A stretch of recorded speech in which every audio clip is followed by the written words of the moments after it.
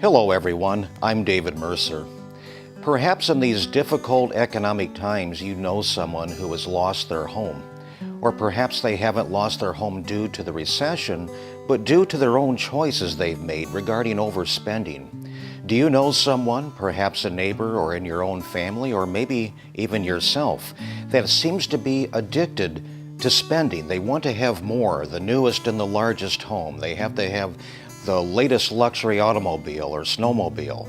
And when the end of the month comes and the bills arrive, they discover that they have more month left than what they actually have money.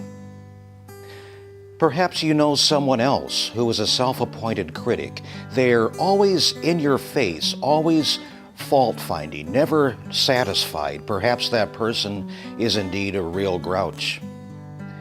Do you have someone else that you know, a friend or an acquaintance, who drinks too much?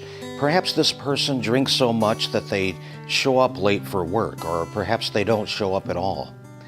They promised you that they would attend your son's basketball game, but they didn't show up because they were drunk. And they promise that they will get sober, but they again fall off the wagon. Do you know someone else who is addicted to online pornography? His daily life is a never-ending, never-satisfying journey through the approximately 1.5 million websites on the World Wide Web that cover the area of pornography.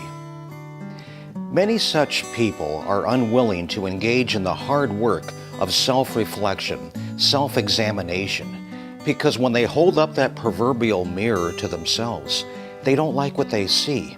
They have regrets. They say, oh, this is not who I wanted to be.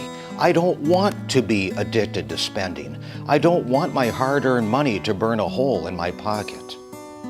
I don't want others to see me as a contemptible person, as a nasty individual, as a grouch, as someone who's unpleasant to be around.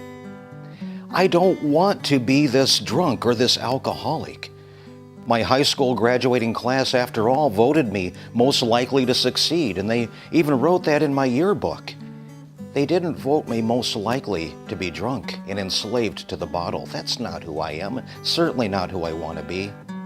And I definitely don't want my kids, my grandchildren, or anyone else to see that I have a secret life every time I go online. Friends, the course of our lives is determined largely by the choices that we make.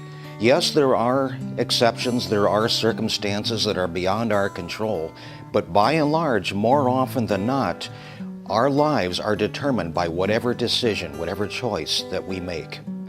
What I want to share with you here is very, very practical and very useful, and can save you a lot of pain and a lot of difficulty unnecessarily. First of all, understand that God desires your highest good. Whatever is the very best for you, God desires that. It isn't God's will when you suffer. God doesn't desire that you lose your home or that your marriage end. God does not desire that you suffer the pain of a hangover. God desires the very best. God is Himself love. And second of all, God gave each of us a brain to use, a brain that enables us to think, to reason, to rationalize, to make wise judgments. And this is why we need to remember that every choice we make produces an action, and actions produce consequences, either for better or for worse. Everything that we do will have a result. The key is to think ahead to the result that you want before you make that choice. If you really do want to have a mouthful of cavities, well, then you decide to eat a whole bag of jelly beans before you go to bed and skip flossing and brushing. Or if you make a good choice, you decide that you don't want to have all this credit card debt. You stop using the credit cards and you pay with cash instead. The choices that we make are going to produce a result, either for better or for worse. There was a young man who was hiking in the mountains, and the mountains were very steep, and he was going up a long way, and on the way up, as the air became cooler, he came to a plateau and decided to stop and take a break and rest there and take a drink of water. The plateau that he was on was kind of a trail that wrapped around the mountain, and as he surveyed the landscape in front of him and took in the beauty of it, he covered himself at his back with a blanket to protect him from the cool air. And just at that moment, he heard a rustling on the ground, and he looked down, and there at his feet was a rattlesnake. Now, before he could run away, the rattlesnake spoke to him. And much to his surprise, as the snake began speaking, the snake said to him, "It's cold up here, and I'm freezing on this mountain, and there's no food, and I'm starving to death. Please pick me up and put me under your coat, and take me down into the warm valley and place me in the sun, so that I may warm myself and that I might live." And the young man said, "Nothing doing. I know your kind. You are a rattlesnake. I've been forewarned. If I pick you up, you will bite me, and your bite will surely kill me." And the snake said, "Oh, no, not you. You're different. You are an exception. If you do that for me, I promise not to bite you. You're special. I will treat you differently, I promise." Well, the young man wasn't too sure about this, but the snake was very persuasive and had beautiful markings, and finally the young man caved in, and he picked up the snake and very carefully tucked him under his shirt and kind of wrapped the blanket around himself, and he began the journey back down into the valley.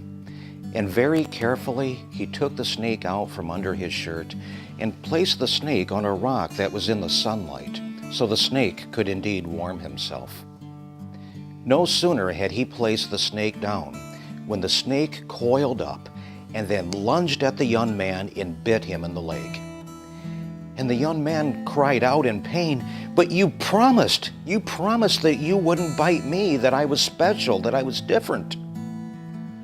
And the snake, as he slithered away, turned and looked back at the young man and said, "But you knew what I was when you picked me up."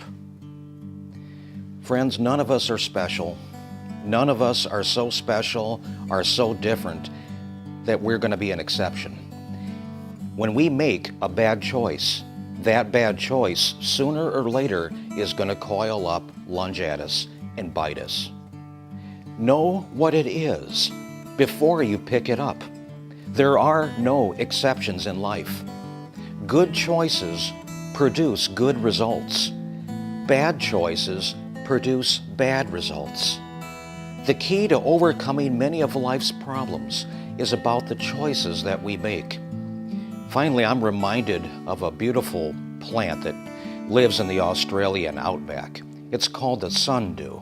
It's a thin, slender type of plant that has beautiful pink and yellow and white blossoms, and its leaves are very slender, and there is a dew oftentimes in the morning that appears on these leaves, a liquid that causes them to glisten in the sunlight. Such a plant would be very tempting for an insect to land on and to dance across. But woe to the insect that chooses to do so, because that liquid on those leaves, which makes it also so beautiful, are an adhesive. And when the insect lands on there, it imprisons the insect immediately. And as the insect struggles to get free, the vibrations on the leaves cause the leaves to enclose around the insect. And this insect-devouring plant eats its prey. It's about the choices that we make. Just because a choice looks good doesn't mean that it is. Overcoming life's problems is about the choices that we make. We can save ourselves so much heartache, so much grief, so much difficulty, and so much pain in life if we will think ahead to the result that we want. Thank you for watching, and may your life this week be filled with all good things.